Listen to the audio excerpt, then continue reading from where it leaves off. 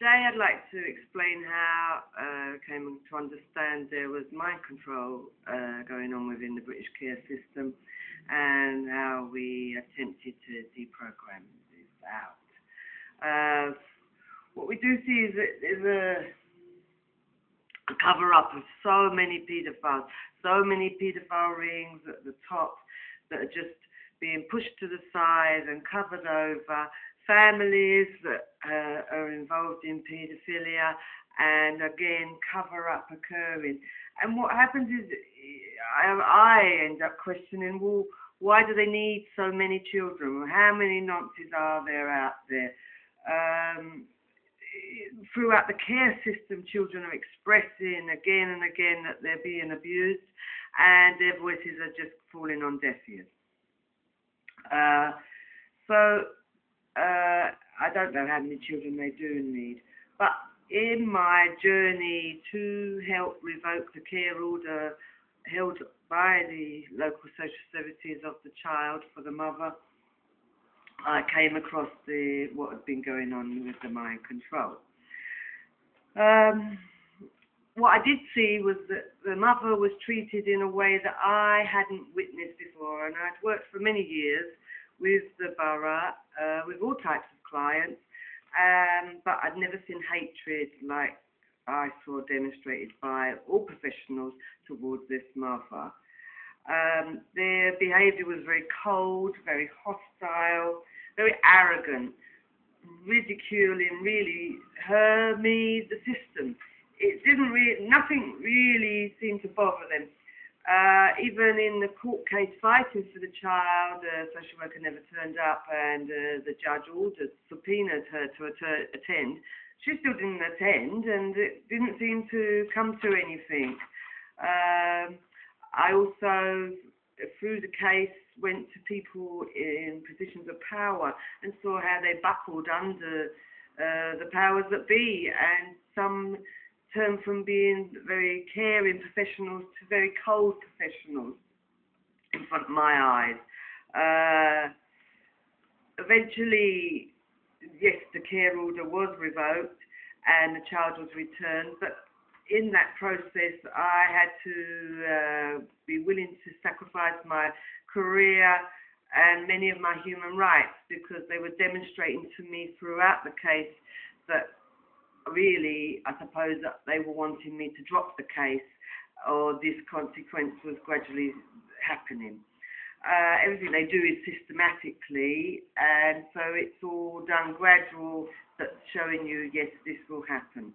The child was returned, and when the child was returned, she was very strange. She wasn't really behaving like a normal child. I'd worked in play schemes for many years with all different types of children. I was a very naughty child myself, but this child was different, and I hadn't actually witnessed any child like her before. She was extremely unmanageable, extremely rude. If you took her in public, then she would just stare at people, and they could smile back at her and be friendly, but she'd carry on staring at them. When it comes to play, she didn't seem to have the ability.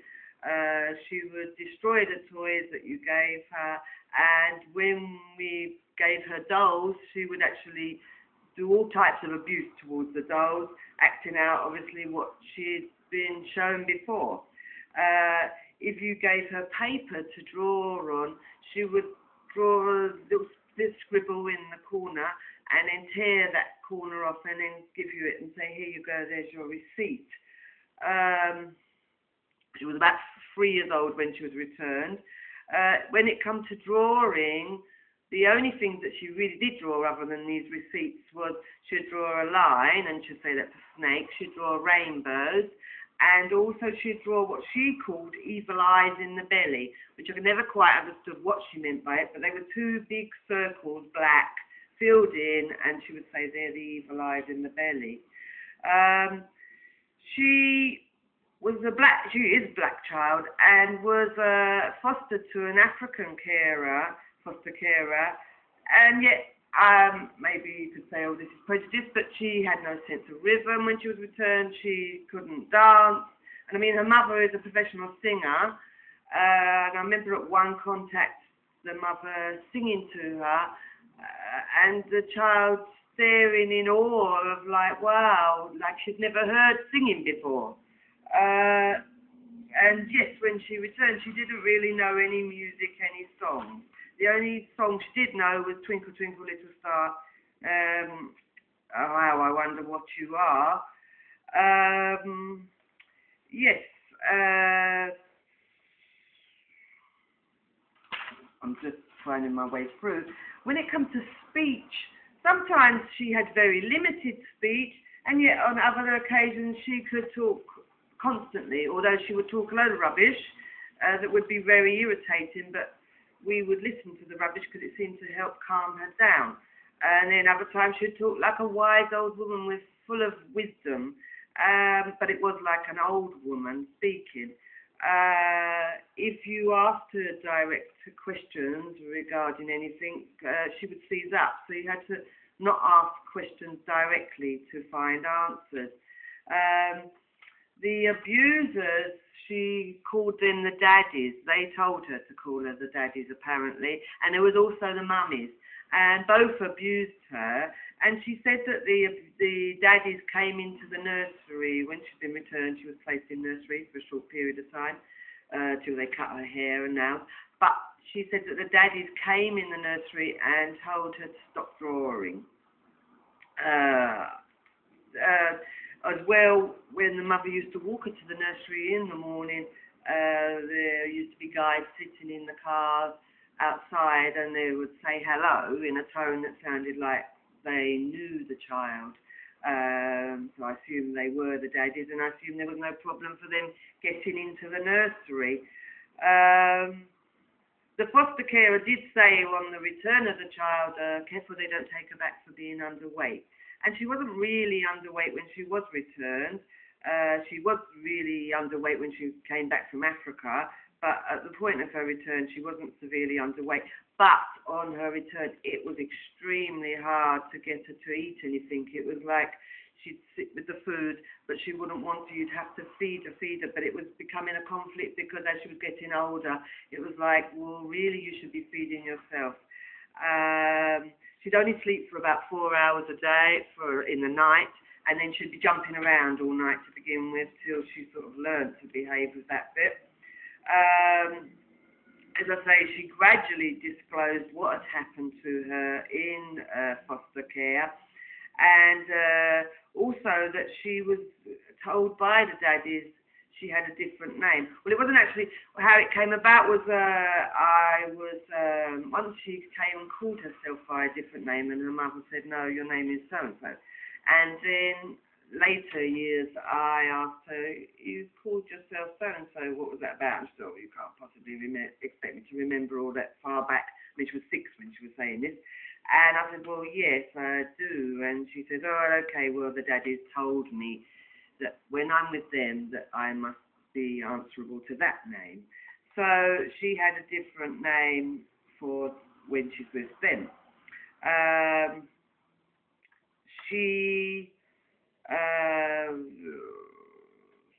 I asked her as well, like while she was in care, was anybody nice to her ever? And she said no one was ever nice to her. If they were nice, they were only nice for a short period of time, and then they turned nasty.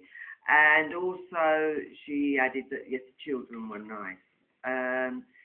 She described abuse by white people, black people, Asian people, and also she described some sort of rituals being done with knives on her by a range of races. Due to my ignorance on mind control, and I think most of us have got ignorance around mind control actually going on in the world, but it's only starting to come out now. I couldn't understand her behaviour. I just saw it as very bizarre and tried really hard to make sense of it. Because they were using lots of occult don't know the word to use, but they were doing different occult antics around us.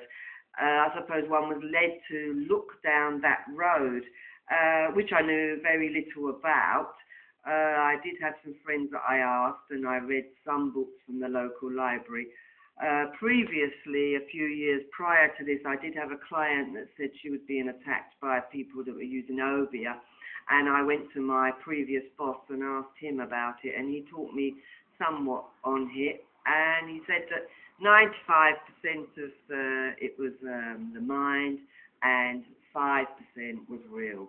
But it wasn't really adding up, because it seemed like 95% was real, and only 5% could be explained by the mind from what we were seeing going on. Through trial and error, really, therefore, we found ways to manage the child. And after about 5 years, I came across a book in the library by David Icke. And in that, it explained about mind control somewhat. This started to make more sense. There was a book written by a woman called Kathy O'Brien called Transformation of America. And so I proceeded to go and get the book, which was quite hard to get. It's not available it wasn't available in the shops then. On reading the book, then yes, things started to make much more sense, because she spoke of different authors, different personalities in a sense within a person, and this started to make sense of the child, because she did have different personalities, some old, some young, some couldn't really speak, others could, some had different accents, some spoke in different languages.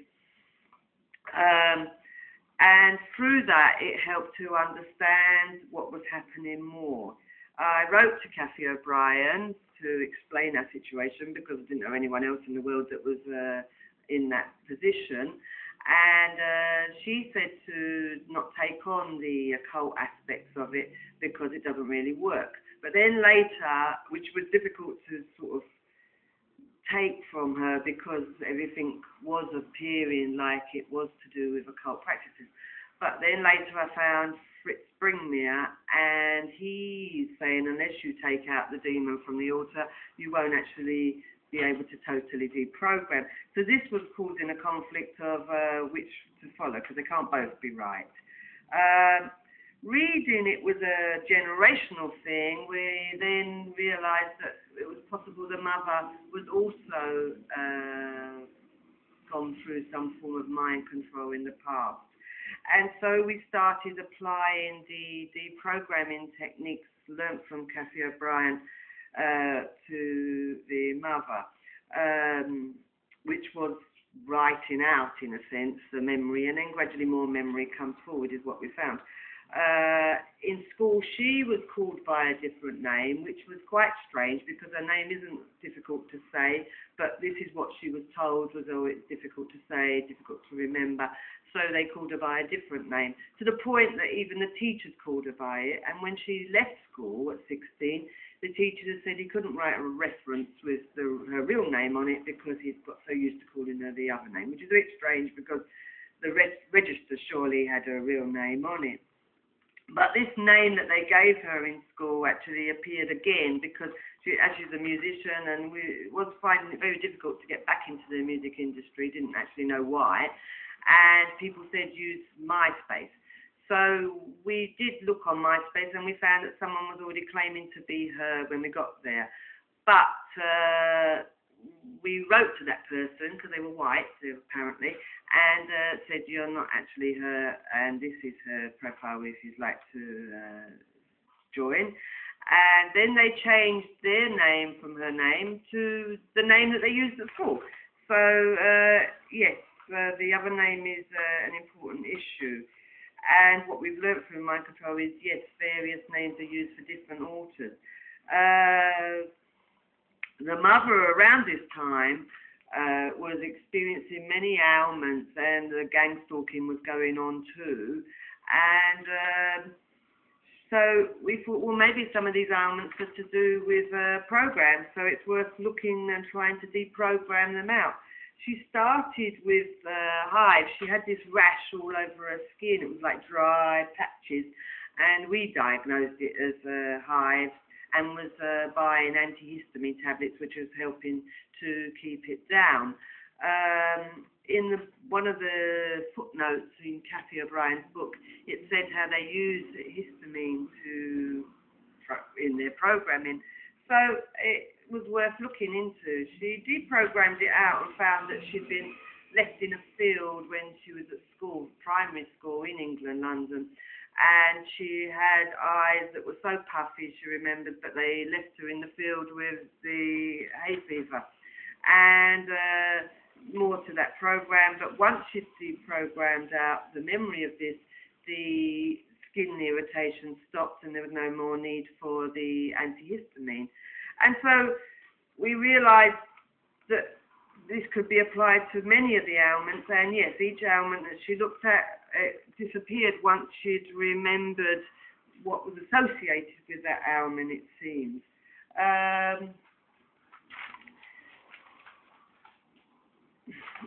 Many of these ailments she wasn't really experiencing before the child's return, so I don't actually know whether the child's return was triggering it or whether the gang stalking was triggering it, or just the stress of the life that we were being put under was triggering it. But quickly the ailments were removed. With regards to the child, I tried to teach her to deprogram, but she had problems with writing. Whenever she wrote, she would go into a trance. So she did her best. She did try, but she wasn't really able to deal with the trancing. But over time, and as she aged, I suppose, she did get stronger at fighting against the trancing. I wrote back to Kathy O'Brien on this matter, and she said yes, the child would be okay. Come puberty, she felt she would be able to address the deprogramming more then. And yes, when she got to about 10, 11, then she was more able to focus on deprogramming, and by that time I'd learned a number of techniques that were able to give to her to help her deprogram out more of her memory. And she became a much stronger person, fighting against any trancing. And also what we found was exercise helped. She may have been in a real stubborn, horrible mood, really, but if we got her to do exercise, run, play on the swing ball, punch bag was very good. It seemed that she changed from being angry inside to being more happy, and it seemed to release or change something. So we found that very helpful. As time went on as well, she was able to disclose more that, like, for example, the head teacher that we used to have come and visit our house to assess her educational achievement, she years later realised that, or remembered or told me that this was the teacher that was actually in the nursery that used to come in another borough to read her a story. And there I asked, well, why didn't you tell me this before? This is years later. But she said there's many things she couldn't say before. It was as if she wasn't able to say, but as time went on, she was able to say this. Also, she became aware of the effects of colours and logos were having on her moods and affecting what authors were there. Her memory is extremely good, like goes way back. And therefore, she's able to apply the deprogramming techniques, but they have to be done at her pace. And anyone who's deprogramming, that needs to be done at their pace. So what I'm trying to say is not only is we can see that the British care system is taking children unfairly a lot of the time away from their families into abusive situations. There's actually a structure, I believe, in place to create mind-controlled slaves to use for whatever they wish to use them for. Thank you for listening. Goodbye.